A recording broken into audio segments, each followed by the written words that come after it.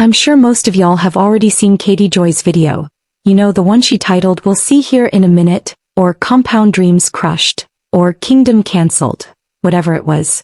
Honestly, I can't keep up with her dramatic titles anymore. But let me tell you what really gets me. It's the fact that Katie is allowed to post all these legal documents in her videos without any issue. Do you see this right here? My content gets taken down by YouTube for supposedly sharing private information the second I even mention a document. Meanwhile, Katie's over there doing it all day, every day. So I'm sitting here asking the real question. Why is she allowed to do things that I'm not? And listen, don't come stomping into my comments talking about, "Oh, you're just jealous of Katie." That's not what this is about. This is a legitimate question. Katie's a YouTuber. I'm a YouTuber. Neither of us are lawyers. Neither of us are professionals in any legal sense. So why the double standard, huh? Let's keep it real. I can't control how some folks worship Katie like she's delivering the gospel.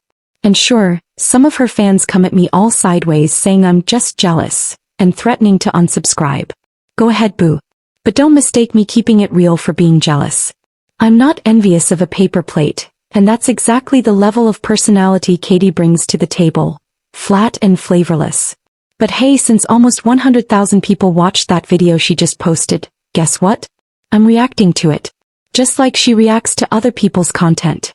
Just like she shares clips and documents and makes commentary. We're playing the same game. Now before we get into it, no. I'm not snacking at the moment. Well, maybe. I've got some peach rings off to the side, so don't be surprised if you hear a little munching. But right now I gotta moisturize my face. Let me get that together while we listen to Katie's latest narrative. Because that's what she does. She doesn't report, she spins narratives and tells storylines. Whatever sells another chapter in the book of drama. So here we go. According to her, it took 4 whole years for the Browns to finally agree on how to divide up the Coyote Pass property. For years, y'all. And not without a side of drama. You know how they do. First, it was a mess trying to figure out who was going to pay it off. Then once they actually did pay it off in 2023, they just sat on it for another 2 years. It wasn't until lawyers had to get involved, and they were basically threatening each other, that they finally divided the land and got everything on paper. That all got documented on March 26th. But here's the kicker. There was no public listing for this property. None. Instead, Katie says she got a message over the weekend from Sarah Fraser saying there were real estate signs out near the Coyote Pass area. Only thing is, the address on the signs didn't even match the Browns' property. So everyone was confused, wondering whose land was actually for sale. Turns out it was likely sold privately. Probably through an agent who was looking for a high-equity cash buyer. Someone in the market for investment property. And in these kinds of private sales, some realtors specialize in keeping things off the public radar. That way high-profile clients, like the Browns, can avoid the circus that comes with a public listing. And if you remember what happened last time Cody and Robin listed their McMansion, with bloggers showing up trying to tour the place, you can see why they wanted to keep this low-key.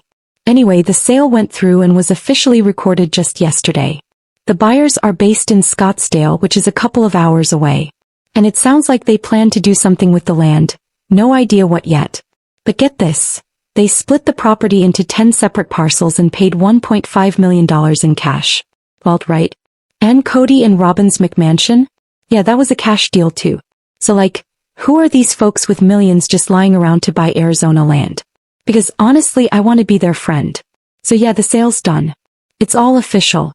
The paperwork shows that Mary and Janelle signed remotely. They weren't in the room with Cody and Robin. The sale was dated April 8th, notarized on April 9th, with Mary signing on the 11th and Janelle on the 10th. That means the Browns no longer own Coyote Pass. The dream of building the infamous compound? Completely done. And with a $1.5 million sale, if you split that 4 ways, that's about $375,000 each. Before fees like realtor costs and all that. Now yes, they'll walk away with a little less once everything is deducted. But it's still more than what they were originally going to get. Remember when Cody and Robin were trying to shortchange everyone? At one point, Mary was only going to get 2 acres. So yeah, it's not 33/33/33 like some wanted, but it's better than getting robbed. So what does this all mean? Well, it means the whole Coyote Pass storyline that's coming up on the show is going to be boring, because we already know how it ends. And that's always the issue with sister wives. The show tries to build suspense, but the real-life events are already public record before the episodes air. So we know the plot before it unfolds on screen. So let's rewind to when Christine was packing up and listing her house. We all saw that pop up and thought, wait, what is going on? Why is Christine selling her home? Is she really leaving Cody? That moment kicked off a whole storm of speculation. Suddenly, the chatter online exploded. Did Christine just leave Cody? And eventually, all that noise basically forced them to announce her departure publicly. Same thing happened when the house actually sold. It all happened way ahead of when it aired on the show. So now here we are, it's April 15th, 2024, and this Sunday, we're about to watch them arguing about the property like it's still happening, even though we already know how it ends. Let's be real, that's anticlimactic. And honestly, I think that's why so many people stopped watching Sister Wives. The suspense is gone before it even hits the screen. And now, with all the mystery and drama about Coyote Pass behind us, there's not much left for Cody and Robin to pull. They might have gotten away with a little bit, but we still don't have the full picture. Like, did Janelle and Mary ever get back the money they put in for the house? That down payment they gave Cody and Robin? Did they ever see a dime of that back? As I've got questions. Real questions. Also, can we talk about how pretty much every reality show thrives on commentary and real-time social media drama? Like that's just how it works. That's marketing 101. And no shade, but I don't think Katie studied marketing. From what I've heard, her degree is in Spanish or something like that. Not business, not PR, not media. But let me tell you, commentary, headlines, news, that's all part of the marketing wheel. People see headlines, they get curious. That's what pulls them in. That's why season 18 of Sister Wives had the highest ratings ever. People wanted to know what was happening. And let's clear something up real quick. Katie said we already knew Coyote Pass was sold. No. That's not true. We just found that out. So you bet we're tuning in to see how all of this unfolded behind the scenes.